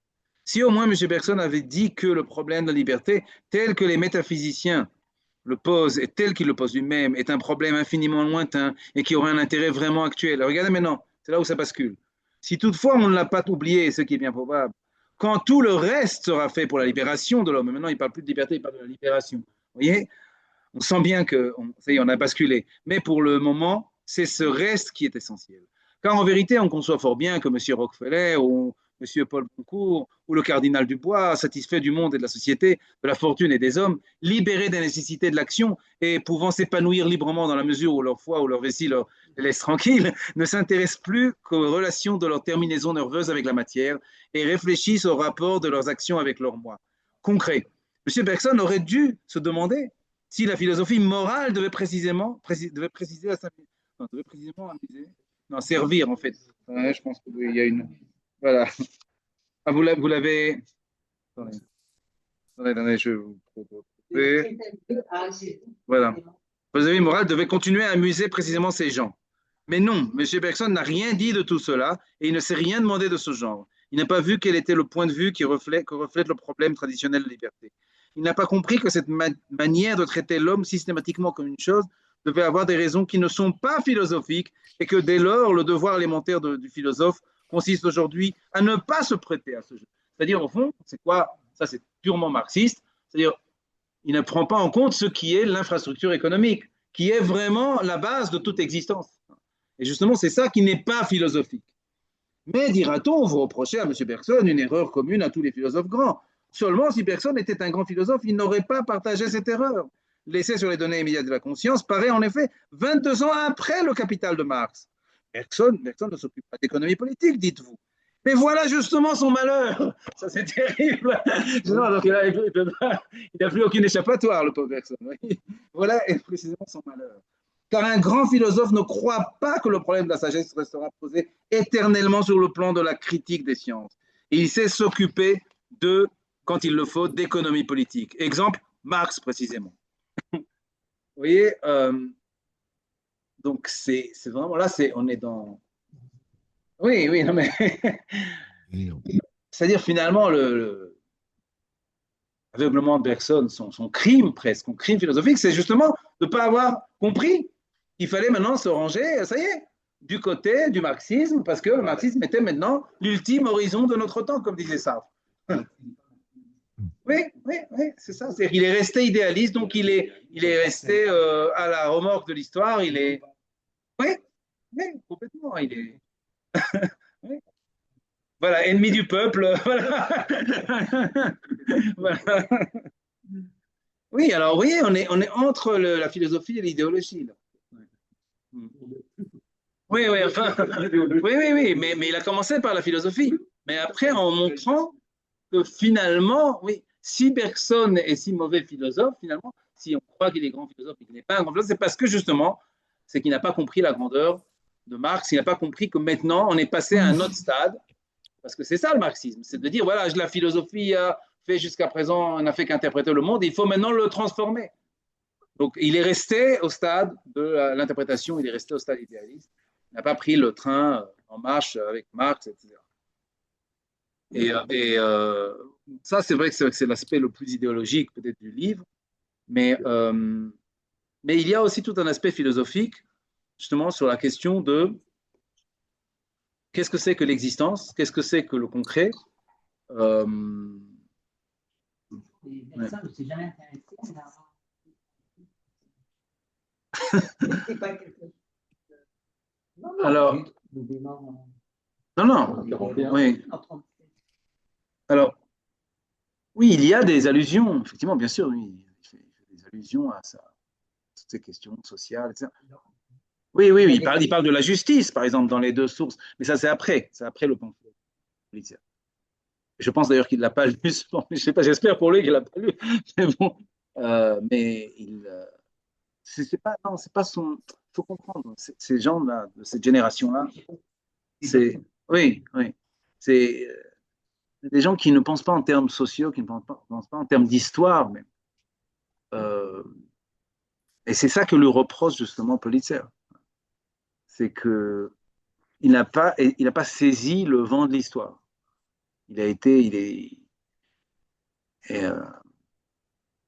Donc, il y a un reproche qui est peut-être un peu injuste, quelque part, en disant finalement, personne préfère s'occuper de biologie ou de problèmes mathématiques ou enfin, C'est fou, il était à la Société des Nations, il est intervenu après, entre les deux guerres, il a été envoyé à la Société, il a agi politiquement, c'est pas ce qu'il dit, Pulitzer, c'est complètement faux. Oui, oui, oui, non, il a agi, mais il n'a pas agi comme Pulitzer voudrait qu'il agisse. Ah, d'accord, c'est pas un marxiste, mais c'est quelqu'un Oui.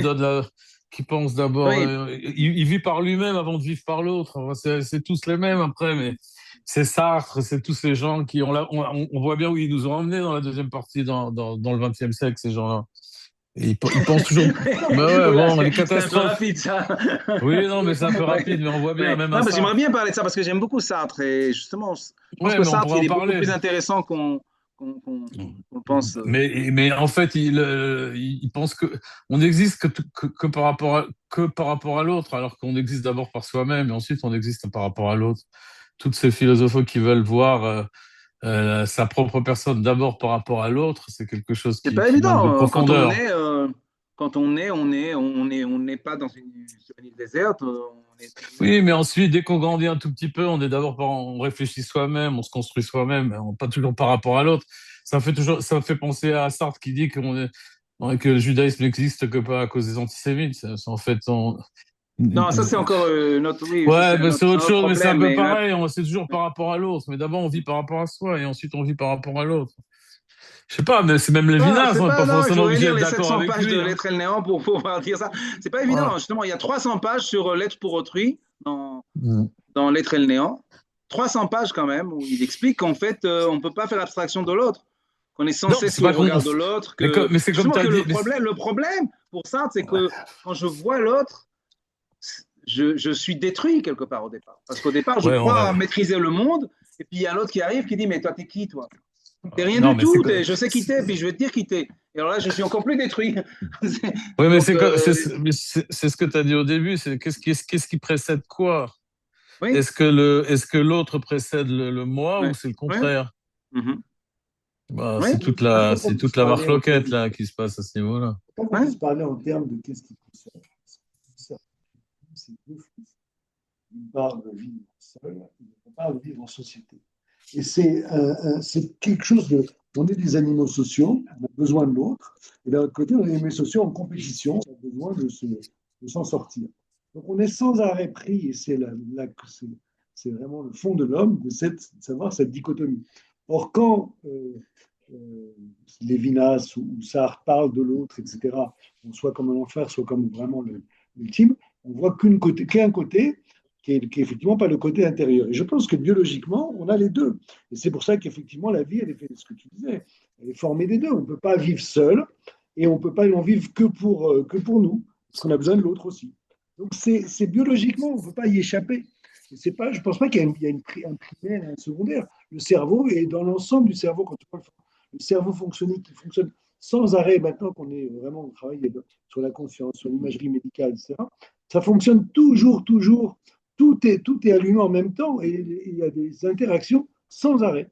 Donc, ces problèmes qui se posent, c'est très bien que Bergson, on va dire, il va à fond dans une solution. Et c'est pas que le cerveau, c'est plus compliqué que ça. Marx, on va dire, c'est à fond dans l'autre solution, la société, etc. Mais l'homme, il a les deux côtés en lui. Il a un côté social et un côté individuel. Et je ne pense pas qu'il y ait un primaire et un secondaire. Je pense qu'on ne peut pas vivre sans les deux côtés. Donc, chacun s'égare. Quand il dit c'est pas ça, tu n'as rien compris, je pense que la compréhension, c'est Corinne qui l'a. C'est Corinne qui l'a. Voilà, changé mon prénom. Voilà. Donc, on vit sans arrêt entre ces deux pôles. C'est ça. Alors, il y en a qui vont certainement développer plus l'un que l'autre, parce que c'est une courbe de Gauss, ce n'est pas exactement tous pareil. Et notamment l'idéologie, la génétique va faire qu'on est plus tourné vers l'autre, on est plus tourné vers soi, mais on a les deux en soi. Et je veux dire. Pourquoi tu penses que c'est une question très importante, capitale? La question, c'est de savoir qui c'est. Toi qui as posé. Oui, bien sûr, parce que les philosophes. Je ne comprends pas l'enjeu de la question. Les philosophes essayent toujours de déterminer quels sont les principes. Ça, c'est l'idée même de la philosophie, depuis Platon, Aristote, c'est-à-dire quel est le point de départ, sur quoi on va fonder. D'ailleurs, l'idée d'intuition chez Bergson, c'est ça. C'est-à-dire, à partir d'une seule intuition, on va tout penser. On va penser l'ensemble du monde. Il faut commencer par quelque chose. Et pour Bergson, alors ça va être la durée. Encore une fois, c'est son intuition, mais après, à partir de cette intuition, effectivement, il va aborder tous les problèmes. Mais Marx, par exemple, quand Marx arrive au XIXe siècle, d'accord, il voit la philosophie, une philosophie qui est idéaliste. On pense l'homme en termes de conscience de soi, âme, raison, animal rationnel et tout. Il dit, mais non, tout ça, ce sont des illusions. L'homme est d'abord un être qui travaille, un être social, un être qui n'existe pas dans son fort intérieur, justement. Il faut tout renverser la philosophie dans son ensemble.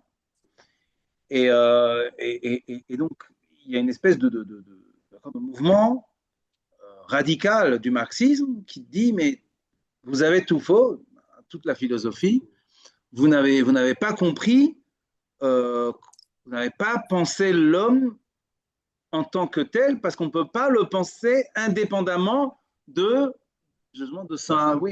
l'infrastructure économique, de son insertion dans le social, dans le travail.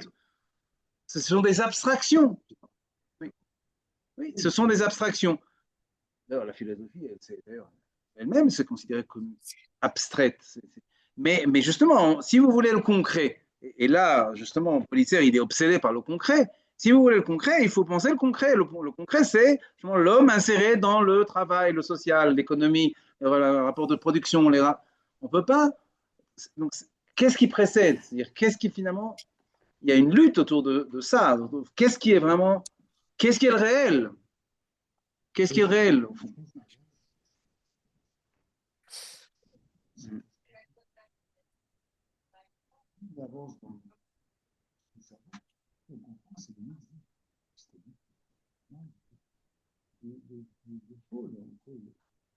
Le problème des neurones miroirs, c'est quelque chose de biologique. C'est que je suis empathique parce qu'effectivement, en moi, je souffre quand je vois l'autre qui souffre. C'est un fondement biologique.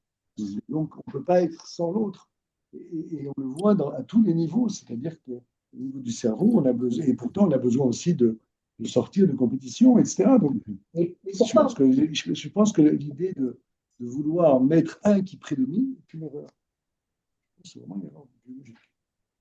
Oui, c'est toute l'idée de la philosophie, de trouver un espèce de fondement unique. Par exemple, Schopenhauer va dire c'est la volonté. Hein, quelqu'un d'autre, alors Heidegger va parler de l'existence, de la vie d'Adam. C'est bien qu'il y ait des spécialistes de ces. Et comme on va dire, tu as un spécialiste de l'oreillette et l'autre du ventricule, on a besoin des deux. On a besoin d'un spécialiste de chaque. C'est bien qu'il y ait des spécialistes qui vont à fond dans une voie. Mais de là à dire que c'est la seule voie, tout le reste c'est des foutages, je pense que c'est vrai. Mais par exemple, pourquoi Marx, dans ses cours, a dû rejeter toute cette idée, ce concept d'intériorité, pour mieux asseoir son idéologie? On est dans le concret. L'homme est d'abord un animal, je veux dire, pas un animal. L'homme est d'abord, je veux dire, s'inscrit dans la social, économique. Pourquoi il a fallu qu'il rejette? Pourquoi ça devait être un rejet et pas. Parce que pour lui, ce sont des illusions. C'est une illusion de détacher l'homme de son monde concret. Oui. Et là, c'est là où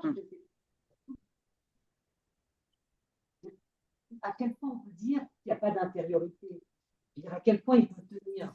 Parce que pour Marx, l'intériorité, elle est bourgeoise, elle n'est pas, c'est pas naturel, c'est pas universel. C'est une classe sociale qui a institué ça. C'est ça le marxisme. C'est de dire, mais c'est quoi, tu parles d'intériorité parce que tu es bourgeois. L'ouvrier, il ne parle pas d'intériorité. Tu comprends? C'est ça. Voilà, c'est ça, voilà. Vous êtes dans votre petit salon bourgeois et vous parlez d'intériorité. Arrêtez, c'est pas ça. Tu as vraiment envie de dire, c'est vrai, je pense. Voilà, c'est ça, exactement. Donc vous parlez en termes, parce que vous parlez en termes de classe, vous parlez en tant que représentant d'une certaine classe. C'est ça que on a presque l'impression qu'il crie là, Politzer. Il dit, mais arrêtez avec vos bêtises d'intériorité, c'est quoi? En plus, vous exploitez le prolétariat. Vous êtes. Donc, moi, je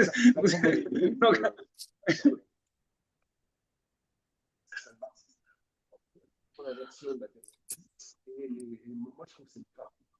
C'est marrant parce que ça prend quelques lignes, c'est exactement ça. Ouais. Le truc, C'est Oui. gentil, quoi, mais c'est pas Oui. ça. La réalité n'est pas là. C'est ça. Est-ce qu'il y a une actualité bergsonienne vraiment aujourd'hui? Alors, je dis, il y a un retour, Il revient. il y a un certain retour, oui. Par exemple, L'intuition. voilà quelqu'un qui a fait il y a quelques années, Bruno Carsanti, d'ailleurs un juif, qui a fait l'introduction de ce livre il y a quelques années. Donc, il y a des gens qui s'intéressent à Bergson, il y a Frédéric Worm, il y a quelques-uns qui... Oui, Frédéric Worm. Alors, c'est pas seulement l'intuition, c'est aussi le vivant. Il y a toute une partie de Bergson autour de la question du vivant. C'est beaucoup intéressé à ça, la biologie, la mémoire. Voilà. Oui, le vitalisme, oui, oui, oui. C'est plutôt une philosophie des sciences, en fait. C'est des gens qui s'intéressent plutôt aux sciences ou à la biologie, qui s'intéressent à Bergson aujourd'hui. Donc vous faites confiance à des choses comme ça? Oui, je ne sais même pas si c'est le premier livre qui intéresse vraiment. Pas la durée ou la liberté. Ça, c'est vraiment. Hein, oui, c'est ça. C'est plutôt. Voilà, Il a eu des intuitions sur le fait que la mémoire n'est pas. Oui, la mémoire, parce que j'en ai compris, pas dans le cerveau. Paradoxalement, elle n'est pas dans le cerveau. Oui. Elle est quelque part entre le corps et le cerveau. Mais c'est un peu précurseur de ce qu'on voit aujourd'hui, dans ce qui a été fait après en hypnose, en disant les émotions, elles sont dans le corps. C'est piloté par le cerveau, mais on les ressent.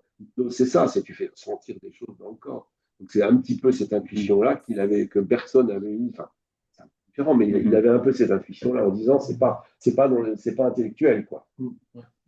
Je crois, hein, c'est comme ça que c'est peut-être pour ça qu'il revient un peu à la mode. Mais bon, je ne sais pas s'il y a effectivement il y a beaucoup de disciples de Bergson. Il y a eu un livre de Deleuze dans les années 60 sur Bergson, ce qui était assez étonnant, parce que Deleuze était plutôt matérialiste. Oui. Mais bon, il n'a pas vraiment fait. Yankelevitch aussi a écrit sur Bergson. Mais bon, c'est vrai que je ne sais pas s'il y a vraiment encore s'il y aurait beaucoup de suites, de postérité de Bergson. Bon, ça fait partie des classiques de la philosophie. Bon. Mais est-ce que c'est très fécond aujourd'hui? Je ne suis pas sûr. Ça continuera à être donné au bac philo, c'est sûr. Je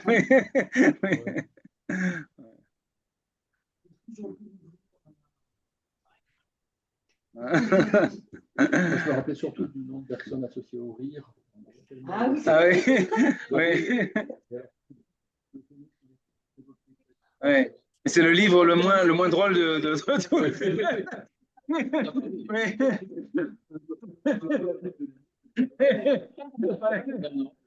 Non, il n'est pas du tout.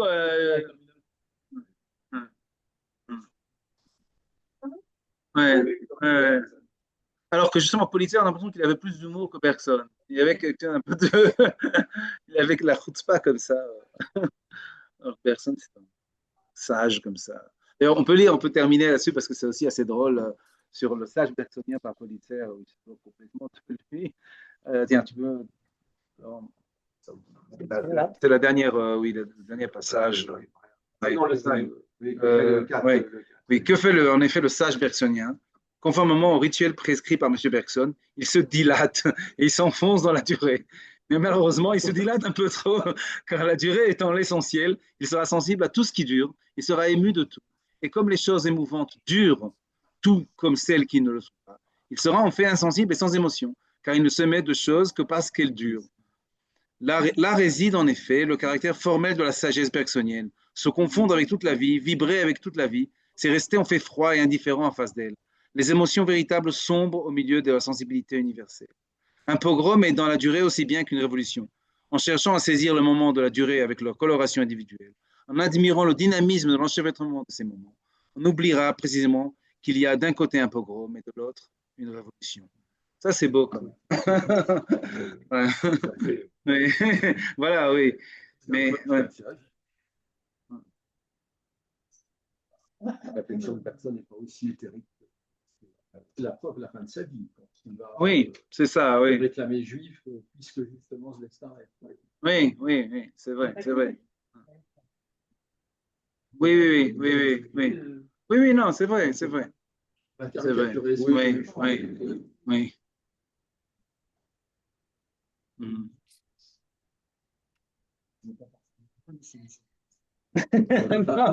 Non, non. Pas dans Non, le mais nord, c'est c'est pas pas la que même.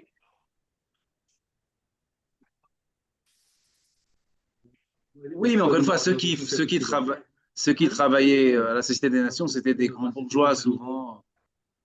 Je pense qu'ils leur reprochaient ça, oui. Ouais, bon. Je suis un biologiste. Ouais.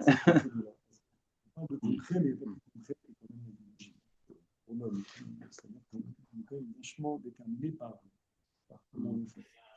Je pense que le cerveau, et c'est marrant parce que ce soit Spinoza ou Bergson, Spinoza notamment, que j'ai étudié en neurologie, il est très, très précurseur d'énormément de choses en neurologie, notamment des intuitions incroyables. Oui, Spinoza. oui. Il y a un bouquin entier de Atlan, qui est un neurologue, sur les intuitions de Spinoza qui se retrouve en biologie maintenant avec toute la médecine. C'est incroyable. Ouais.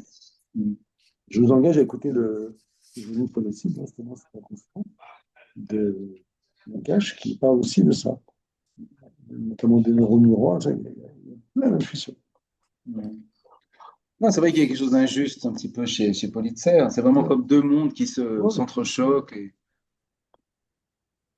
c'est comme ça souvent que la philosophie, elle Oui, c'est progresse. de la dialectique. C'est de la dialectique. Oui, oui, oui. Passe comme ça. Il fallait tuer le frère. Bon, c'était un peu une figure de père. Personne. Oui, non, il est très peu connu.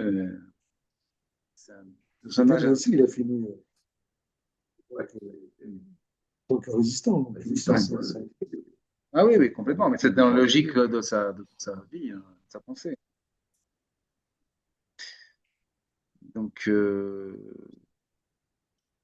voilà pour personne. Voilà, c'est la fin de l'année. Ouais. Merci. On est peu nombreux. C'est ça. Après, il parle plus. Non, moi je trouvais que ça a été il y avait une bonne interaction. Les 2, 4, 5, et ne pas poser de questions, ne pas non plus. Donc on est 4 à avoir parlé, c'est plus facile sur 12. Ouais.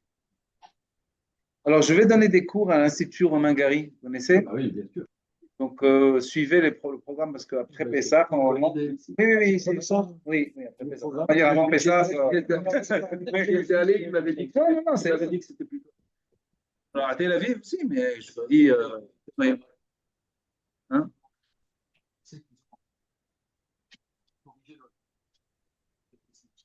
Ah bon? Je sais pas. En indiquant des juifs, en ayant des. Ils sont très conscients de ce problème. Ouais. Ok. C'est quel thème alors? Alors, ce sera les intellectuels et la politique, une passion française. Un cycle. J'avais été voir. Non, j'ai fait ça aussi à Tel Aviv, mais maintenant je fais ça, ouais, je le fais aussi. Voilà. Ouais. Et je vais parler de politique aussi. Non, je C'est une fois hein? Alors, ça sera une fois toutes les 2 semaines. Ça sera mercredi à 18h. Normalement, après Pessah, donc deuxième partie d'avril. Le player? Ouais, d'accord. D'accord. On se dit. On va parce que.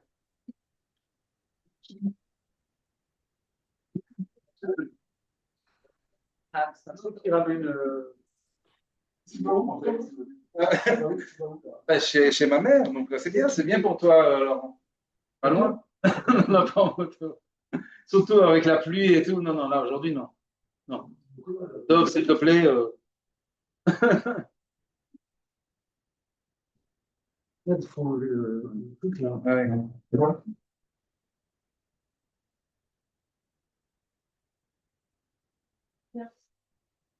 Bon, alors, que je pense. D'accord. Il va bien sauter.